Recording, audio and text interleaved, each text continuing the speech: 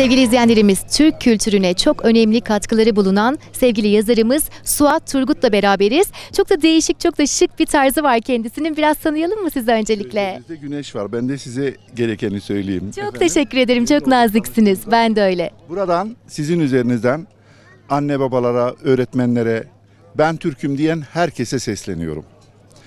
Her millet yeni kuşaklarla bir daha doğar. Ve varlığımızın devamı yarınlarımız olan gençlerimize aktardığımız kültür kadarıyla devam edecektir ya da etmeyecektir, tersiyle diyorum. Şimdi biz ne aktarıyoruz çocuklarımıza? Karınlarını doyurduk değil mi? Peki kültür olarak ne aktardık? Bir bombardımanla karşı karşıyayız. Yani kültürel emperyalizme karşı karşıyayız.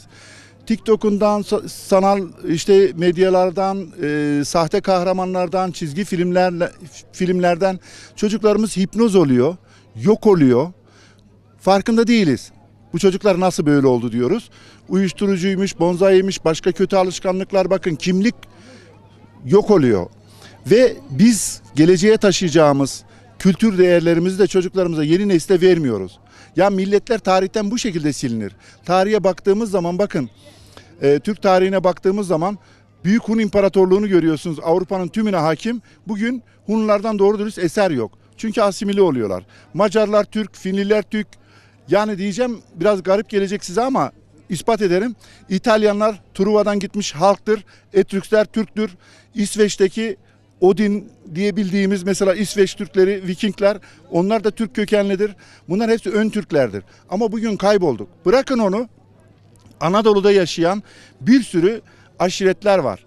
Bugün dilini, kültürünü kaybettiği için emperyalizmin tuzağına düşmüş, bölücü olmuşlar. Özbeöz Türk, senden benden daha az değil. Karakeçililer, Oğuzların işte Yazır boyuymuş, Beydili boyu, Picanlı boyu. Urfa'nın %82'si, 85'i bakın hepsi Türkmen aşireti ama kendilerini yarısından fazlası Kürt biliyor. Diyarbakır'da Milli aşireti. Hakkari'ye gidin, el değmemiş katışıksız Türk boyları var.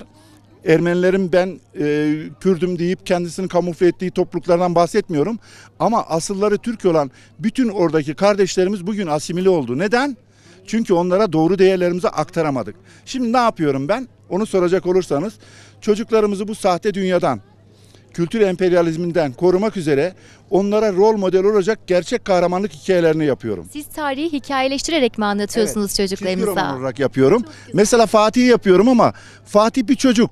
Çocuk onu okuduğu zaman empati kuruyor. Bir arkadaşı gibi ona anlatıyor. Neden bunu böyle yapıyorum? Çünkü çocuklar soyutla somutu ayırt edemediği bir sırada, bakın soyutla somut bu gerçek mi değil mi? Onu gerçek zannediyor. Uçan adamı taklit edip pencereden atlayan çocuklar var. Bunları duydunuz.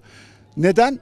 O çocuklar onunla arkadaş olsun, eş duyuma girsin, bütünleşsin ve içindeki kahraman uyansın. Ama Fatih ile yüzleştiği zaman çocuk şunu anlıyor. Bir, büyük düşün. Hayallerin kadar varsın. İmkansız yoktur. İstanbul'u almayı hayal ediyor Fatih. Denizden değilse karadan yürür gemiler. Amacına ulaşıyor, adil kal. Çocuğa verilmesi gereken mesaj.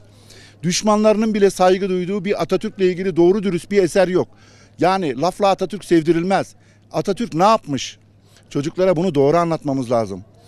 Efendim burada bilim insanlarımız var. Avrupa daha vebanın yıkanmaktan geldiğini zannettiği bir sırada, bakın sırada, bizim altın çağımızı yaşadığımız dönemler vardı. Mesela İbn Sina'nın Tıp Kanunları kitabı 600 yıl boyunca ders kitabı olarak okutuldu Avrupa'da.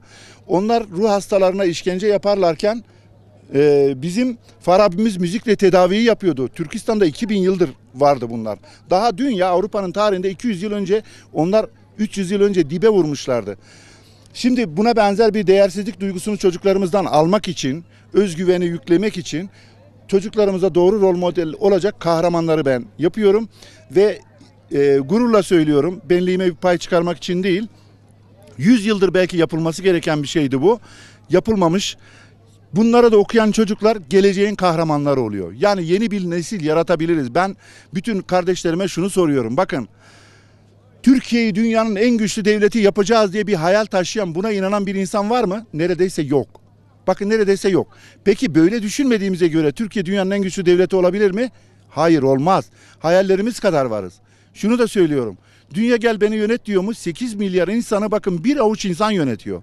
Peki Benden senden akıllılar mı? Hayır.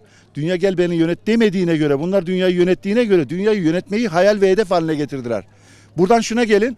Türk'ün kızıl elması vardır. Nerede?